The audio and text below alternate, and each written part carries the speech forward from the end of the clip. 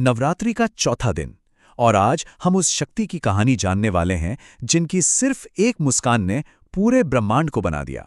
चलिए मां कुष्मांडा की इस अद्भुत कथा को और करीब से समझते हैं। कभी सोचा है, एक ऐसा वक्त जब ये दुनिया नहीं थी, समय नहीं था, चारों तरफ बस घना अंधेरा था, तो फिर ये पूरी सृष्टि, ये कायनात बनी कैसे? ये एक ऐसा सवाल है जो हमेशा से हमें हैरान करता आया है। और जानते हैं, इस इतने बड़े सवाल का जवाब किसी भारी भरकम रहस्य में नहीं, बल्कि एक दिव्य मुस्कान में छिपा है। जी हां, बिल्कुल सही सुना, सिर्फ एक हल्की सी मुस्कान जिसने सब कुछ बदल कर रख दिया। कहते हैं कि जब हर जगह सिर्फ शून्य और अंधकार था, तब देवी ने अपनी मंद मुस्कान बिखेरी और उनकी उसी कोमल मुस्कान ने एक ब्रह्मांडीय अंडे को जन्म दिया, जिससे देखते ही देखते पूरी सृष्टि का विस्तार हो गया। तो आखिर ये शक्तिशाली देवी हैं कौन? चलिए उनकी कहानी में थोड़ा और गहराई में उतरते हैं और सबसे पहले उनके नाम के पीछे जो रहस्य छुपा है उसे समझते हैं। देखिए, उनका नाम ही उनकी पूरी कहानी बयां कर देता है। कूष्मांडा ये 3 शब्दों से मिलकर बना है।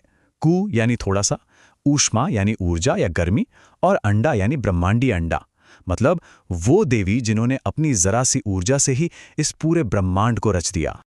इसी वजह से उन्हें आदि शक्ति भी कहा जाता है, यानी वो मौलिक ऊर्जा जो हर चीज के अस्तित्व में आने से भी पहले से मौजूद थी, वही सभी शक्तियों का इस पूरे अस्तित्व का मूल स्रोत है। लेकिन उनकी शक्ति सिर्फ सृष्टि की रचना तक ही सीमित नहीं है।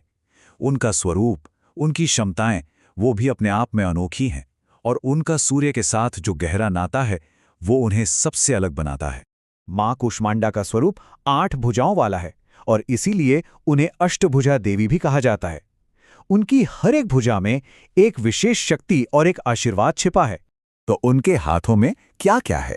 देखिए, कमंडल है, धनुष बाण है, कमल का फूल, अमृत से भरा हुआ कलश, चक्र और गदा जैसे शक्तिशाली अस्त्र शस्त्र भी हैं। इनमें से हर एक चीज जीवन की किसी न किसी शक्ति और आशीर्वाद का प्रतीक है। लेकिन जो बात उन्हें सबसे ज्यादा खास बनाती है वो है उनका निवास। माना जाता है कि केवल वही एक ऐसी देवी हैं जिनमें सूर्य के बिल्कुल केंद्र में रहने की शक्ति है, जहां की गर्मी कोई और सही नहीं सकता।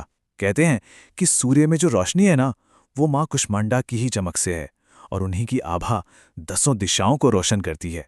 और इतनी शक्तिशाली देवी का वाहन है एक राजसी सिंह। ये सिंह सिर्फ शक्ति और साहस का ही नहीं, बल्कि धर्म का भी प्रतीक है। ये हमें याद दिलाता है कि सच्ची ऊर्जा हमेशा धर्म के रास्ते पर ही चलती है। तो ये तो हुई उनकी कथा, पर एक साधक के लिए, एक आध्यात्मिक मार्ग पर चल रहे इंसान के लिए इस दिन का क्या महत्व है, चलिए अब इसे भी समझते हैं।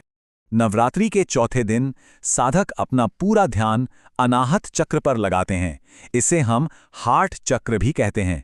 ये हमारे शरीर में प्रेम, करुणा और रचनात्मकता का केंद्र है। ऐसा माना जाता है कि मां कुष्मांडा की पूजा करने से ये चक्र जागृत होता है, जिससे हमारे अंदर एक सकारात्मक ऊर्जा का संचार होता है।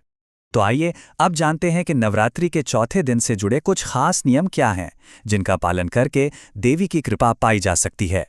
इस दिन के लिए शुभ रंग नारंगी माना गया है, जो उत्साह और ऊर्जा का प्रतीक है। और जहां तक भोग की बात है, मां कुष्मांडा को मालपुआ अर्पित करना सबसे शुभ माना जाता है। कहते हैं इससे वो बहुत प्रसन्न होती हैं। अच्छा, इस दिन कुछ और बातों का ध्यान रखना बहुत अच्छा होता है। पूजा के लिए सूर्योदय का समय सबसे उत्तम होता है।